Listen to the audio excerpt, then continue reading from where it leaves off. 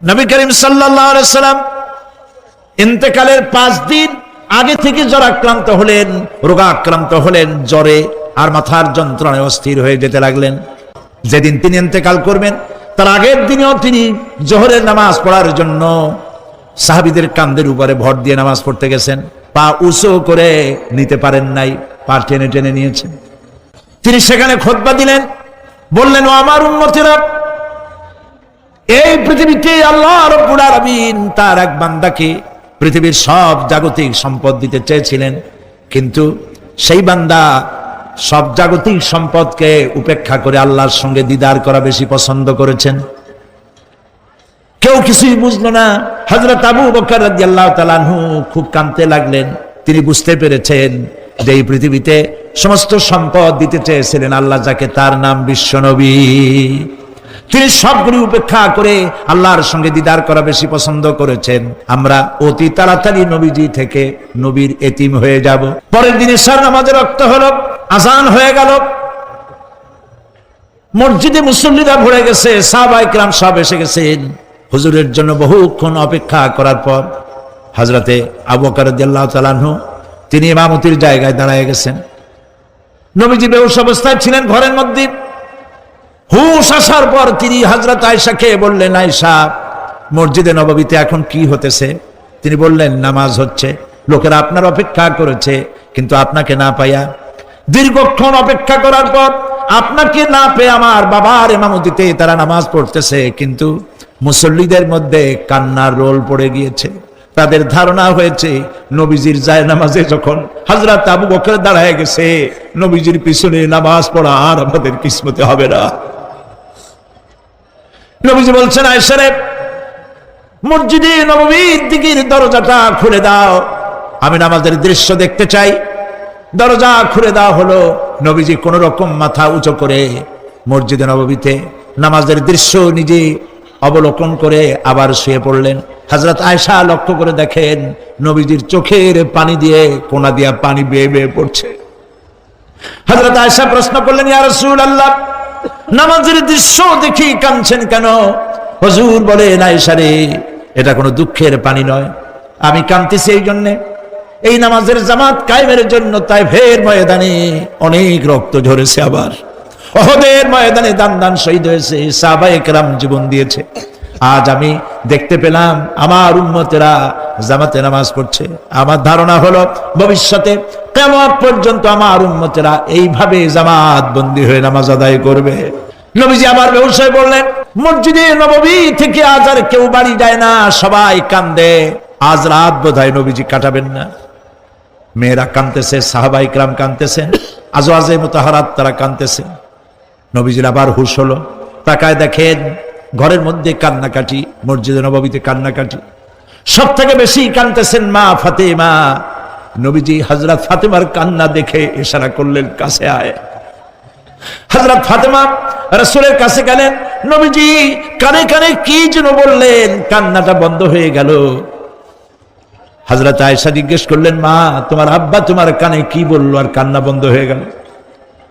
হযরত ফাতেমা বলে, আম্মাজি, আমার আব্বা আমাকে বললেন, মা ফাতিমা, তোমার কান্না আমার বরদাস্ত হয় না, কেঁদো না, আমি মৃত্যুর পরে সকলের আগে তোমার সাথে আমার দেখা হয়ে যাবে।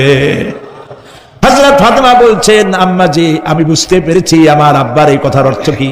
নবীজির ইন্তেকালের পরে আত্মীয় স্বজনের মধ্যে সবার আগে আমার মৃত্যু হবে, আর আমার পিতার সাথে আমি মিলিত হতে পারবো। রাত যখন শেষ হয়ে এলো, নবীজির হুঁশ হয়েছে, তাকায় দেখেন হযরত জিবরাইল দাঁড়ানো। হযরত জিবরাইল নবীজির চেহারা মোবারকের দিকে তাকায় বলেন, আসসালামু আলাইকা ইয়া রাসূলুল্লাহ, আল্লাহ আপনাকে সালাম বলেছেন, আর আল্লাহ পাক জানতে চেয়েছেন আপনার মুখে আপনি কেমন আছেন। আল্লাহ জানেন আপনার অবস্থা কি, তারপরেও আপনার মুখে শুনতে চেয়েছেন আপনি কেমন আছেন। নবীজি বলছেন, জিবরাইল, বড় কষ্টে আছি, বড়ই যন্ত্রণা, বড়ই কষ্ট।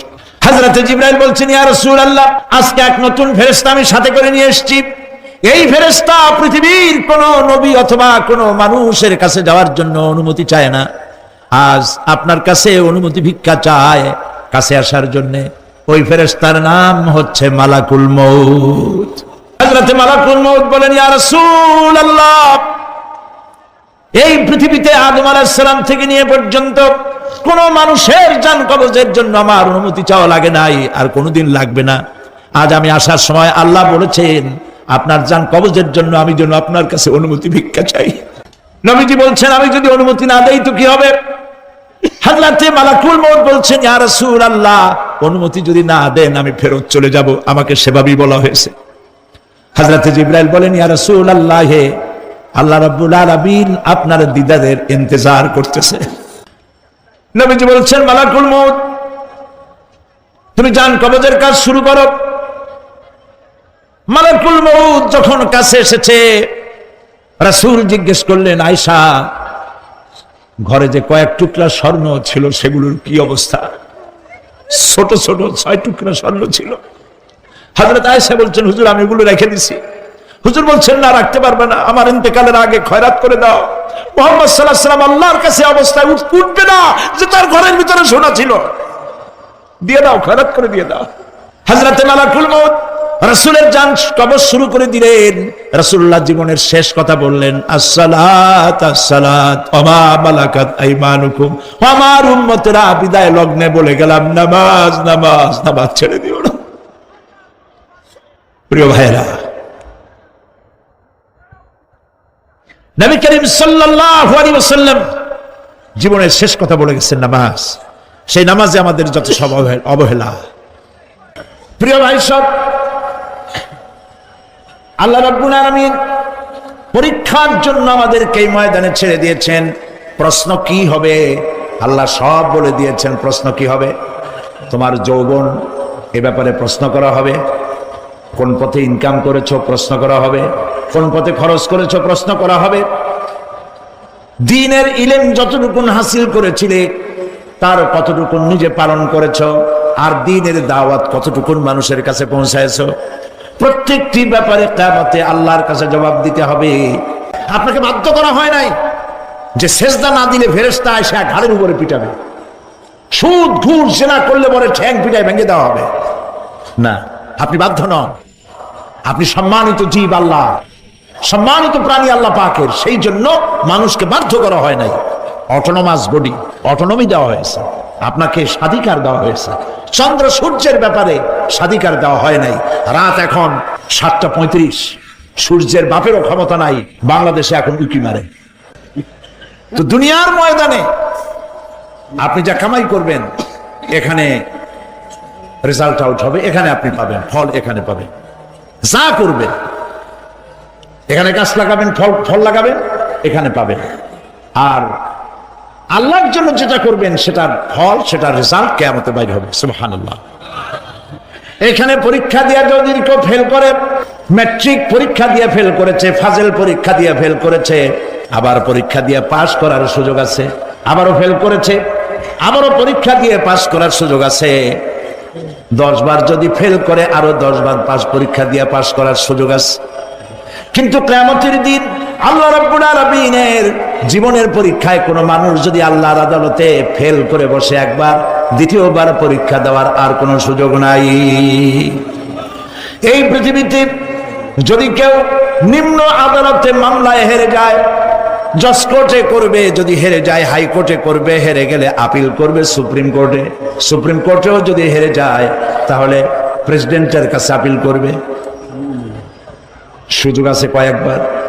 কিন্তু কিয়ামতের দিন জীবনের আদালতে কোনো মানুষ যদি একবার ফেল করে বসে, জীবনের মামলায় যদি একবার হেরে যায়, দ্বিতীয়বার আপিল করার আর কোনো জায়গা নাই। সে আখিরাতে রেজাল্ট আউট হবে। আমরা সব মরে যাব। আমরা সব কি হব? সব মরে যাব। আল্লাহ পাক আমাদেরকে উঠাবেন আবার। মানুষকে কবরে রাখার সময় আমরা কি বলি? মিনহা খালাকনাকুম, জানেন না? পড়েন, মিনহা খালাকনাকুম ওয়া ফিহা নুঈদুকুম ওয়া মিনহা নুখরিজুকুম তারাতান উখরা। এই মাটি দিয়ে তোমাকে তৈরি করা হয়েছিল, এই মাটির মধ্যে রেখে গেলাম, এর থেকে আবার তোমাকে উত্থিত করা হবে। কে বলতেছেন কথা? আল্লাহ পাক বলছেন, আল্লাহ তাআলা বলছেন। কি নিষ্ঠুর এই পৃথিবী, ভেবে দেখেছেন কি একবারও কি ভেবে দেখেছেন এই পৃথিবী কত নিষ্ঠুর? এই সন্তান সন্ততি সব একটি মোহ, একটি মায়া, একটি মহব্বত, একটি প্রতারণা। যে বইয়ের জন্য হারাম ইনকাম করেছেন, যে সন্তানদের জন্য হারাম ইনকাম করেছেন, জান দিলেন, রক্ত দিলেন, জীবন দিলেন, সারা রাত কষ্ট করেছেন, দৌড়দৌড়ি করেছেন, যখন মরে গেলেন, যে বাচ্চাটা আপনি কোলে না নিলে কলিজা ঠান্ডা হয় না, সেই বাচ্চা বলবে, মাকে বলবে, মা বাপের লাশ যে রুমে আছে আমার সেখানে নিও না, আমার ভয় করে। ঠিক কিনা? স্ত্রীও আরো দুই একজন লোক না হলে লাশের ঘরে থাকতে পারবে না, তারও ভয় করবে। থাকলে বড় জোর মা থাকতে পারে, বাপ থাকতে পারে। যাকে বিবাহ করার পর অনেক সন্তান আছে, মা বাপকে চোখে দেখতে পারে না, বউর কথা মতো মায়ের সাথে কথা বলা বন্ধ করে দেয়। হয়তো কুমিল্লা এরকম নাও থাকতে পারে। বউ তো নালিশ করছে, মায়ের সাথে কথা কেন, আবার বলে এই বুড়িটা মরে না কেন? নাউজুবিল্লাহ, নাউজুবিল্লাহ। বুড়িটারে মরার কথা বলতেছো তুমি? তোমার ছোট্টবেলায় যখন তোমার টাইফয়েড হয়েছিল, অসুখ করেছিল, গরিব বাবা, বাড়িতে ল্যাপ নাই, খাতা নাই, তোষক নাই, সেই জায়গায় মা তার কাপড় বিছায় দিয়া বুকের উপরে নিজের শরীরের উষ্ণতা দিয়া বাঁচায় রাখার চেষ্টা করেছে, নিজে না খেয়ে খাওয়াইছে, অসুখ সারে না। মা ওই মুমূর্ষ বাচ্চার সেরানে তার মাথার কাছে বসে তাহাজ্জুদের নামাজ পড়ে কোরআন শরীফ তেলাওয়াত করে, চোখ দিয়া পানি পড়ে, আর বলতে তাকে, রব্বুল আলামিন আমার জীবনটারে দিয়া আমার কলিজার টুকরা সন্তানটারে বাঁচাইয়া দাও। যেই মা নিজের জীবন দিয়া সন্তান বাঁচাইতে চাইলো, সেই সন্তান আজকে বউ পাইয়া মাকে ভুলে যায়, মায়ের সাথে খারাপ ব্যবহার করে। আল্লাহ রাব্বুল আলামিন বলেছেন, মা বাবার সঙ্গে খারাপ ব্যবহার করো না, ভালোবাসায় কথা বলো। ওয়াকুল লাহুমা কাওলান কারীমা, সম্মান সূচক কথা বলো। মা বাবার জন্য দোয়া করো আমার কাছে। কে বলতেছেন? আল্লাহ তাআলা বলছেন দোয়া করো আমার কাছে এই ভাষায়, রব্বিরহামহুমা কামা রাব্বায়ানি সাগীরা। পড়েন সবাই, রব্বিরহামহুমা কামা রাব্বায়ানি সাগীরা। আয় আমার রব, আমার মা বাপ যেমনে ছোটবেলায় আমাকে অত্যন্ত যত্ন করে লালন পালন করেছেন, আল্লাহ তাআলা তুমি দয়া করে আমার মা বাপকে তোমার রহমতের করে লালন পালন করো। সুবহানাল্লাহ। প্রত্যেক নামাজের পর সকলে এই দোয়া পড়বেন, মনে থাকবে? মনে থাকবে? প্রিয় ভাই সব, সেই কিয়ামতের মাঠে আমাদেরকে উঠতে হবে, আল্লাহর দরবারে উঠতে হবে। সেই সময় আমাদেরকে কেউ উপকার করবে না। يوم لا ينفع مال ولا بنون, সম্পদ আর সন্তান সন্ততি কোনো কাজে লাগবে না। মা তার সন্তানকে চিনবে না, সন্তান তার মাকে চিনবে না, বাপ তার সন্তানকে চিনবে না, কেউ কাউকে পরিচয় দিবে না। কি মারাত্মক অবস্থা! মানুষ চরম অসহায় হয়ে যাবে।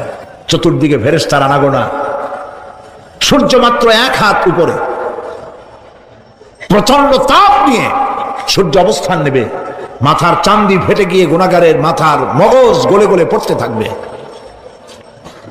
পিপাসার যন্ত্রণা জিহ্বাটা ঝুলে কুকুরের মতো করে নাভিস্থল পর্যন্ত ঝরে পড়বে।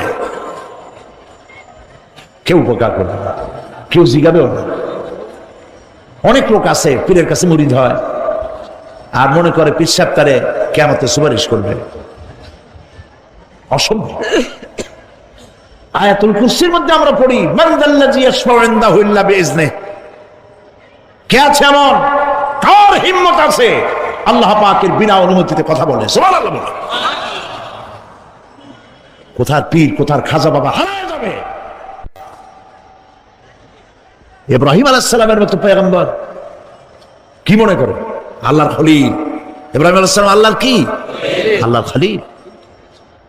আল্লাহর খলিল কিয়ামতের দিন বলবেন, আল্লাহ পাক, আয় আল্লাহ তাআলা, আমার বাপের কাছে আমার একটা ওয়াদা ছিল, আমি সুপারিশ করবো তার জন্য, তুমি দয়া করে আমার বাপকে জাহান্নাম থেকে ক্ষমা করো, আমি তার জন্য সুপারিশ করতেছি।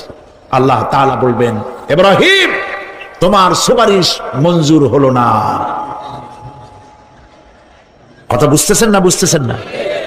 ইব্রাহিম আলাইহিস সালাম যদি বাপের জন্য সুপারিশ করতে না পারে, ইব্রাহিম আলাইহিস সালাম তিনি যদি তার বাপের জন্য সুপারিশ করে যদি ব্যর্থ হন, আপনার পিশাব কোন কামে লাগবে চিন্তা করেন।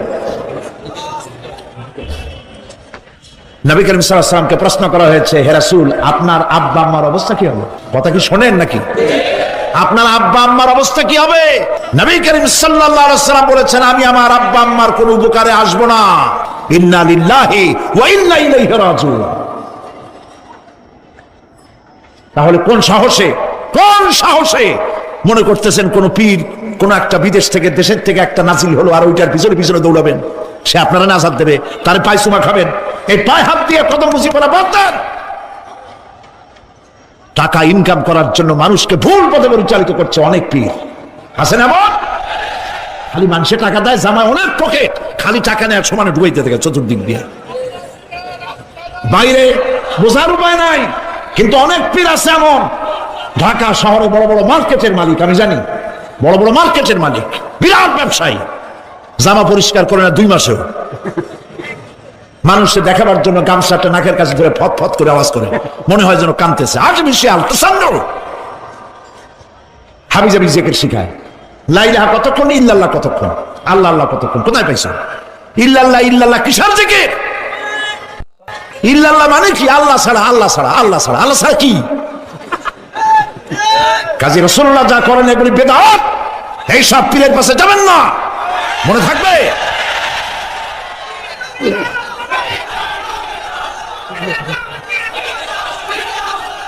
প্রিয় ভাই সব, কিয়ামতের দিন আপনার আমল, একমাত্র আমল আপনাকে বাঁচাইতে পারবে। এই কোরআন শরীফে আল্লাহ পাক বলেছেন, ইয়া আইয়ুহাল্লাযীনা আমানু আবতাগু ইলাইহিল ওয়াসিলা, হে বিশ্বাসীরা ওসিলা ধরো।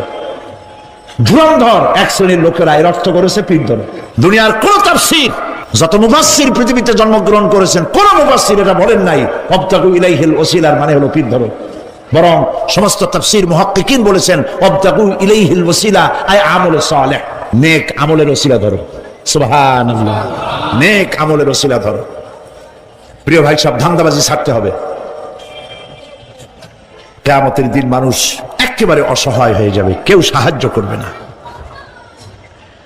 সেই দিন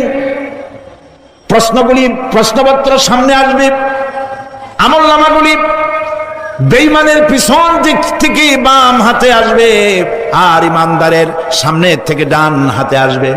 আমলনামা হাতে পাওয়ার সঙ্গে সঙ্গে বেঈমান বুঝে ফেলবে তার জায়গা কোথায়। আপনি আমি কেমনে সৃষ্টি হয়েছি? আল্লাহ পাক কোরআনের ভিতরে বলেছেন, ইন্না খালাকনাকুম মিন তুরাবিন সুম্মা মিন নুতফাতিন সুম্মা মিন আলাকাতিন সুম্মা মিন মুদগা।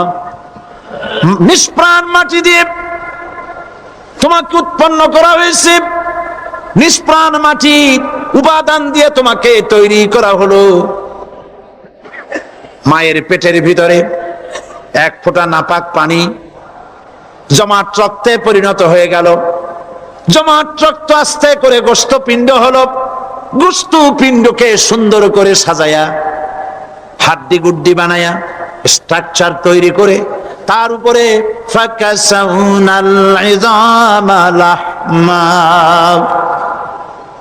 চামড়া দিয়ে গোস্ত দিয়া সাজায়া সুন্দর করে বানালাম। আল্লাহর পরিচয় শুনুন, আল্লাহ আমার কেমন আল্লাহ। মায়ের পেটের ভিতরে সন্তান বানায়া এরপরে যখন রূহ দেওয়া হয়েছে, ক্ষুধা লেগেছে, খাবারের প্রয়োজন হয়েছে, আল্লাহ রাব্বুল আলামিন ওই কচি বান্দা মায়ের পেটে বসে কি খাবে সেজন্য তার মা চিন্তা করে নাই, বাবা চিন্তা করে নাই, সরকার চিন্তা করে নাই। আল্লাহ রাব্বুল আলামিন মায়ের মাসিক অসুখকে বন্ধ করে দিয়ে সন্তানের নাভির সাথে আর মায়ের নাভির সাথে তার লাগায়া, পাইপ লাগায়া মায়ের মাসিক অসুখের রক্তগুলি দিয়ে সন্তানকে বড় বানালেন।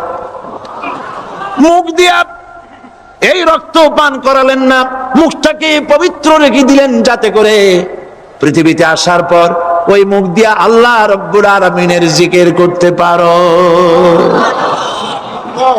সন্তান মায়ের ভিতরে, পেটের ভিতরে বড় হলো, আল্লাহ রাব্বুল আলামিন বলেন মাস দিন যখন পুরা হয়ে গেল, সুম্মা নুখরিজুকুম তিফলা, বাচ্চার আকারে পৃথিবীতে নিয়ে আসলাম। এখন খাবা কি? পৃথিবীতে যখন বাচ্চা এলো তখন তার পেটের সাথে যে সংযোগ ছিল মায়ের নাভির সাথে আর সন্তানের নাভির সাথে, সেই সংযোগ তার আর কি থাকলো? কি করা হলো? কেটে দেওয়া হলো। লক্ষ্য করুন, খাবারের জন্য একটি মাত্র পাইপ আল্লাহ লাগাইছিলেন, পৃথিবীতে সন্তান আসার সঙ্গে সঙ্গে পাইপটা কেটে দেওয়া হলো। এবার কি খাবে? আল্লাহ রাব্বুল আলামিন মায়ের বুক থেকে সন্তানের জন্য এবার সিঙ্গেল সিগন্যাল, তার জন্য সিঙ্গেল কোন লাইন যেটা ছিল কেটে দিয়া মায়ের বুক থেকে সন্তানের জন্য ডাবল লাইন আল্লাহ চালু করে দিলেন। এমন দুধ বানায় দিলেন যা শুধু খাবার নয়, শুধু ফুড ভ্যালু নয়, এই দুধের ভিতরে ক্যালসিয়াম, এর মধ্যে ভিটামিন, এর মধ্যে আয়রন, এর মধ্যে মেডিসিন। দুনিয়ার এই সন্তান ছিল ফি কারারিম মাকিন, সুরক্ষিত জায়গার ভিতরে ছিল, কোনো পলিউশন সেখানে যেতে পারতো না, রোগের জার্ম সেখানে যেতে পারতো না। দুনিয়ায় এলো দূষিত আবহাওয়ার ভিতরে, এই সন্তানকে এখনই অ্যান্টিবায়োটিক খাওয়ালে পরে অসুবিধা হবে। আল্লাহ রাব্বুল আলামিন মায়ের দুধের ভিতরে ঔষধ দিয়া রোগের প্রতিষেধক বানায়া দিলেন। এ হলো আমার আল্লাহ। এ আমার কে? আল্লাহ। জোরে বলেন আল্লাহ। আল্লাহ, আল্লাহ রাব্বুল আলামিন মায়ের দুধ দিয়ে সন্তানকে বড় করলেন আর শোনায় দিলেন, খবরদার এই মায়ের সাথে, এই বাপের সাথে নাফরমানি করবি না। মা বাপের জন্য আমার কাছে দোয়া করবে, রব্বির হামহুমা কামা রাব্বায়ানি সগীরা। সবাই পড়েন আমার সাথে, রব্বির হামহুমা কামা রাব্বায়ানি সগীরা। আল্লাহ পাক শিখাই দিলেন বান্দারে আমার কাছে দোয়া করায়, আল্লাহ আমার মা বাপ আমাকে ছোটবেলায় যেভাবে স্নেহের কোলে লালন পালন করেছে, এইভাবে আমার মা বাপ তোমার রহমতের কোলে লালন পালন করো। মনে থাকবে ভাইরা? বলেন মনে থাকবে? প্রত্যেক নামাজের পরে মা বাবার জন্য দোয়া করবেন, বেঁচে থাকুক আর মরে যাক, দোয়া করবেনই। মনে থাকবে? রব্বির হামহুমা কামা রাব্বায়ানি সগীরা। আবার পড়েন, রব্বির হামহুমা কামা রাব্বায়ানি সগীরা। আল্লাহ পাক মায়ের মর্যাদা এত বাড়াইছেন, সাহাবী প্রশ্ন করেছে, ইয়া রাসূলুল্লাহ খেদমত করব কার? হুজুর বলেন তোমার মায়ের, তারপরে কার? তোমার মায়ের, তারপরে কার? তোমার মায়ের, তারপরে কার? তোমার পিতার। বাপের চাইতে মায়ের মর্যাদা আল্লাহ 3 গুণ বাড়াইয়া দিলেন, 3 গুণ বৃদ্ধি করে দিলেন। হাদিস শরীফে এসেছে, হযরত আবী হুরায়রা রাদিয়াল্লাহু তাআলা আনহু রাসূলের কাছে এসে রাতের বেলায় কাঁদতেছিলেন। হুজুর প্রশ্ন করলেন, আবু হুরায়রা কাঁদো কেন? হযরত আবু হুরায়রা বলছেন, হুজুর মা আমাকে মেরেছে। তিনি প্রশ্ন করলেন, আচ্ছা মা তোমার মারলো কেন? তুমি কি কোনো বেয়াদবি করছো? তিনি বললেন না। তবে মারলো কেন? হযরত আবু হুরায়রা বলেন, ইয়া রাসূলুল্লাহ আপনার খেদমত থেকে বাড়ি ফিরতে আমার দেরি হয়ে গিয়েছিল। গভীর রাত্রে যখন বাড়ি গেছি, মা আমাকে প্রশ্ন করলেন, বাবা দেরি হলো কেন, কোথায় ছিলি?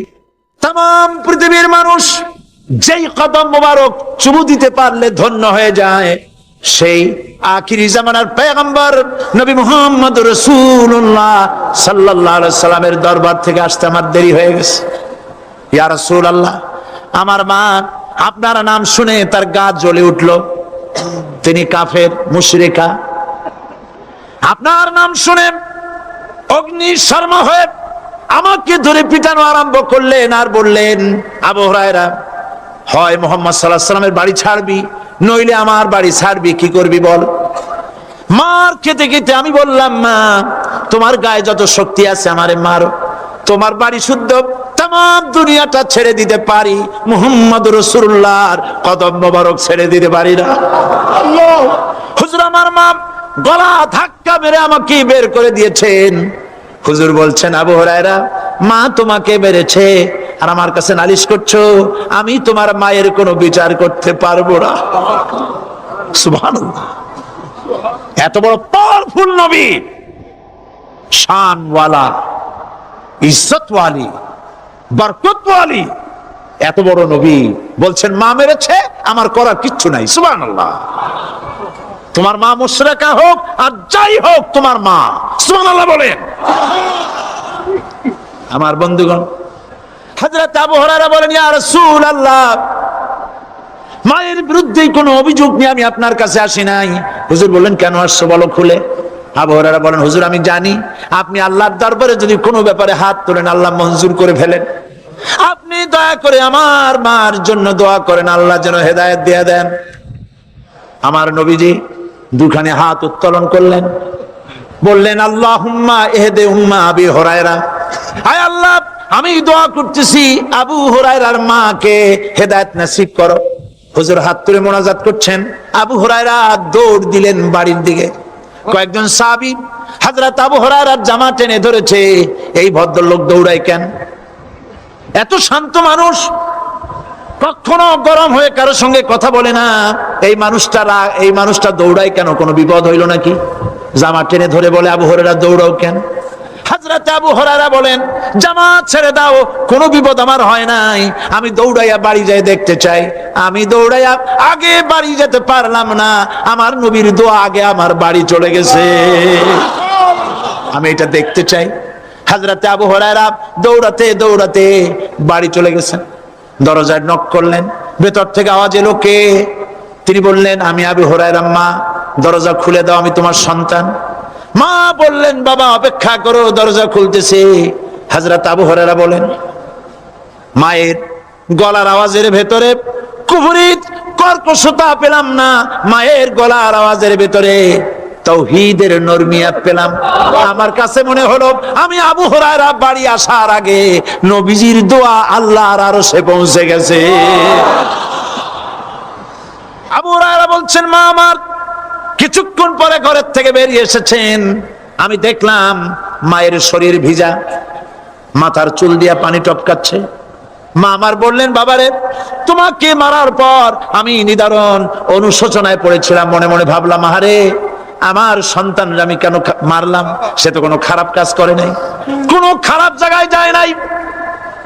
এত ভালো মানুষ, যার সম্পর্কে লোকেরা খামোখাই মিথ্যা কথা বলে, এই ভালো মানুষটার কাছে গেছে, সেজন্য আমি মারলাম কেন? বাবা গো, আমি আমার ভুল বুঝতে পেরেছি, জীবনের ভুলও ধরা পড়েছে, আমাকে জলদি করে নিয়ে চলো বিশ্ব নবীর দরবারে। হযরত আবু হুরায়রার মা রাসূলুল্লাহর খেদমতে এসে ঘোষণা করলেন, আশহাদু আল্লা ইলাহা ইল্লাল্লাহু ওয়াহদাহু লা শারীকা লাহু ওয়া আশহাদু আন্না মুহাম্মাদান আবদুহু ওয়া রাসূলুহু। আমার ভাইয়েরা, আল্লাহ রাব্বুল আলামিন মানুষ সৃষ্টি করে পৃথিবীতে পাঠায় দিলেন, খাবারের ইন্তজাম করলেন, এগুলি সব আল্লাহর পরিচয়। আল্লাহরে চেনার জন্য বড় বড় কিতাব ঘাটা লাগে না, কিসমতে যদি থাকে দুই একটা দৃষ্টান্ত যথেষ্ট হয়ে যায়। সুবহানাল্লাহ, সুবহানাল্লাহ, দুই একটা দৃষ্টান্ত যথেষ্ট। আল্লাহ পাক সমস্ত সৃষ্টি জগৎকে তৈরি করলেন, সৃষ্টি করলেন, আর তাদের খাদ্যের ব্যবস্থা করলেন। কে করেছেন খাদ্যের ব্যবস্থা? খাদ্য দেন আল্লাহ। কিন্তু অহংকারী যারা, তারা বলে দেশের বাম্পার ফলনের জন্য সমস্ত কৃতিত্ব সরকারের। বলেন আস্তাগফিরুল্লাহ, বলেন নাউজুবিল্লাহ। এদের একজন বলছিল, 3 বছর কিছু দিবার পারুম না। লোকেরা কয় আমরা না খাইয়া থাকুম, আল্লাহ কয় আমিও দেহুম, কদ্দুর পারো না খাইয়া থাকতে।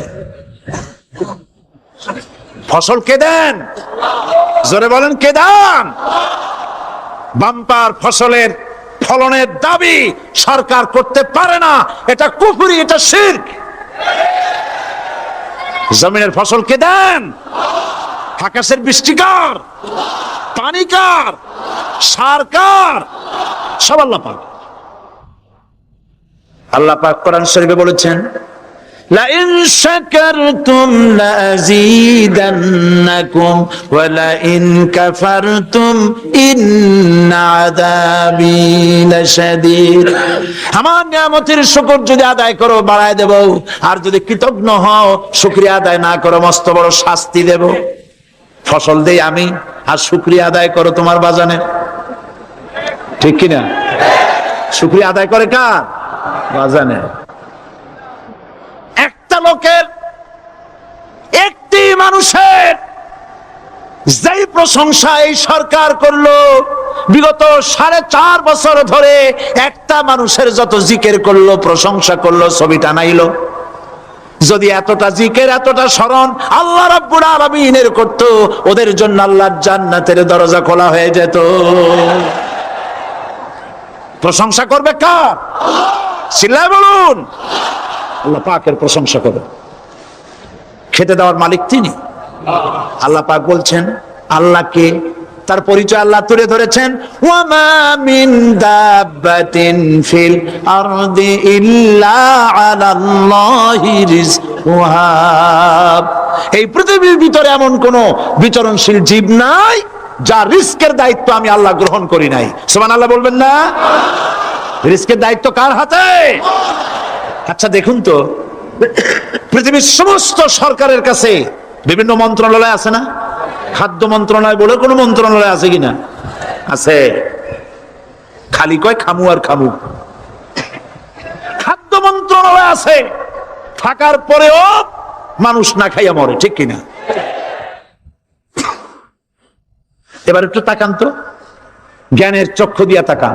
ফরেস্ট এরিয়া বাঘ আছে কিনা? নাই। সিংহ আছে কিনা? গন্ডার আছে কিনা? হাতি আছে কিনা? বিশাল বিশাল প্রাণী আছে কিনা? জঙ্গলে ছোট্ট প্রাণী থেকে, পোকা থেকে শুরু করে গন্ডার পর্যন্ত, টুনটুনি পাখি দিয়ে শুরু করে ঈগল পাখি পর্যন্ত, নদীর ভিতরে ছোট্ট চুনো পুঁটি থেকে শুরু করে তিমি মাছ পর্যন্ত। প্রাণী তত্ত্ববিদরা বলেছেন সমুদ্রের ভিতরে এমন এমন বড় বড় তিমি আছে যে একটা তিমির ওজন 5000 টন পর্যন্ত হয়ে যায়। 5000 টন তিমিটার ওজন। এ যখন বাচ্চা হয় তখন বাচ্চার দৈনিক দুধ লাগে 50 থেকে 60 মণ পর্যন্ত। কে ব্যবস্থা করে? রুহান মান ফেরেশতা। তো ওর মা যেমন বাচ্চা তো সেরকম হবে, ঠিক কিনা? কে দেয় খাবার? এবার দেখেন তো, আপনার দেশের এই জঙ্গলে কত হাতি আছে। হাতিরা মিছিল করে আসছে যে আল্লাহ আমাদের এখন আর খাইতে খাইতে দিতে পারে না, বাংলাদেশের গভর্নমেন্ট কিছু দাও। আসছে না, খাইয়া ক্ষুধার জ্বালায় হাতি মরেছে, বাঘ মরেছে, সিংহ মরেছে। এর কোন দৃষ্টান্ত আছে? ক্ষুধার জ্বালায় আকাশের উড়ন্ত পাখিরা ছটফট করে মারা গেছে, দৃষ্টান্ত আছে? নদীর মাছেরা ক্ষুধার জ্বালায় ভেসে উঠেছে, না খাইয়া মরে গেছে, দৃষ্টান্ত আছে? মহান আল্লাহ রাব্বুল আলামিন কোরআন শরীফের ভিতরে বলেছেন অনেক প্রাণী এমন আছে যারা তাদের খাদ্যকে সঞ্চয় করে না, খাদ্যকে জমা করে না, আহরণ করে না। সকাল বেলায় একটা খাবার খেলো, দুপুরে কি খাবে তার জানা নাই। শকুন পৃথিবীর মাঝি থেকে 3 মাইল উপরে ওড়ে, তার চোখকে আল্লাহ পাক এত তীক্ষ্ণ বানিয়ে দিয়েছেন। এই চট্টগ্রামের কোথায় মরা গরু আছে 3 মাইল উপর দিয়ে দেখতে পায়? সুবহানাল্লাহ করতে ইচ্ছা করে না। এই প্রাণীগুলি খাবারগুলি কোন গভর্নমেন্ট জোগাড় করে রাখে নাই। আল্লাহ পাক বলেন সবার খাবার আমি দেই। সকাল বেলায় সমস্ত প্রাণীগুলি, মহাশূন্যে পাখি, পানির ভিতরে মৎস্যরাজি, জঙ্গলের ভিতরে হিংস্র প্রাণী, পোকামাকড় থেকে শুরু করে সবগুলো খালি পেটে সব বেরিয়ে যায়, কারো কোনো খাবারের মজুদ নাই। সন্ধ্যা হতে না হতে সমস্ত প্রাণীগুলির পেট ভরাইয়া আমি আবার যার যার ঘরে বেরায় দেই। ওয়ামা মিন দাব্বাতিন ফিল আরদি ইল্লা আলাল্লাহি রিজকুহা। সমস্ত প্রাণীর রিজকের দায়িত্ব আমি আল্লাহর হাতে। কে দেয় রিজেক? জোরে বলুন, কে দেন? আল্লাহ পাক। কি খাবেন সব আল্লাহ জোগাড় করে দিয়েছেন। তরি তরকারি জোগাড় করেছেন, মাছ জোগাড় করেছেন, চাউল দিয়েছেন, খাবার দিয়েছেন, গোশত দিয়েছেন, সব দিয়ে দিয়েছেন। আল্লাহ রাব্বুল আলামিন সমস্ত জিনিস দিয়ে মানুষকে আল্লাহ পাক তার জন্য আল্লাহ সব করেছেন। খালাকালাকুম মা ফিল আরদি জামিআ, এই পৃথিবীতে যা তৈরি করেছে সব তোমার জন্য। এ হচ্ছে আমার আল্লাহ। এ হচ্ছে আমার কে? আল্লাহ। সে আল্লাহ পাক বলছেন, আল্লাহর পরিচয়, তিনি স্রষ্টা, তিনি রিজেক দাতা। এবার আইনদাতা কে? আইনদাতা কে? আরো জোরে বলুন। আইনদাতা আল্লাহ হচ্ছে আল্লাহর পরিচয়। ইনিল হুকমু ইল্লা লিল্লাহ আলা লাহুল খালকু ওয়াল আমর।